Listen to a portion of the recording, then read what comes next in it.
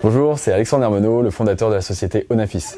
Moi, je viens du monde de la data, je viens du monde de l'informatique, et c'est en rencontrant un vigneron du Muscadet où je le voyais travailler. Et je disais, mais comment tu fais pour faire telle mesure? Comment tu fais pour faire ça?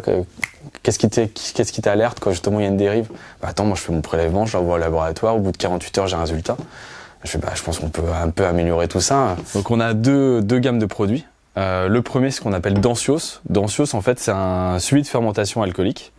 Donc il va suivre la consommation de sucre par les levures, donc cette transformation de jus de raisin en alcool. Et c'est tout simple, on a simplifié au maximum la technologie. Le vigneron on va lancer en fait justement ce capteur-là dans sa cuve et automatiquement il va avoir son relevé de densité et de température.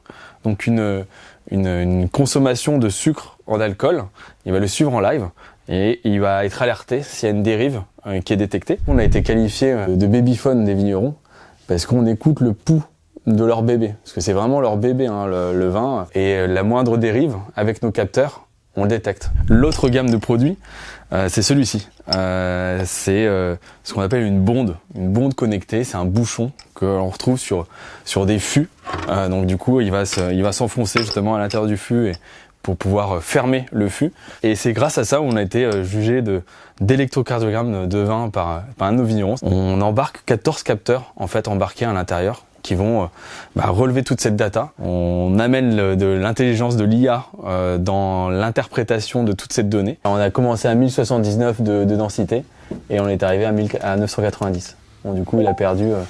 Là, on a dû gagner justement 10-15 degrés d'alcool juste sur cette pente. On les contacte en disant pour info, t'as tel cul qui est en train de partir en vrille. Ah merci. Parce qu'eux, ils n'ont pas accès aux données? Si, ils ont accès aux données, mais des fois en fait. Pas les interpréter? Non, c'est en vendange. En vendange, les gars, ils dorment 2-3 heures par nuit, tellement que c'est dense le travail.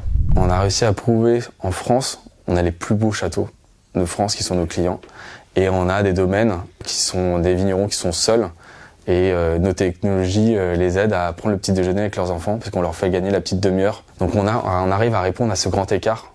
Pour moi justement le vigneron c'est un artiste connecté, comme un peintre, comme répondre à une nouvelle toile. Il sera demain dire voilà moi je veux telle recette, il arrivera à le créer grâce à l'IA parce que ça va l'accompagner sur sa créativité. Et ça je pense que c'est hyper important, d'accompagner cette créativité et pas la contraindre justement derrière. Je suis en train de partir dans tous les sens.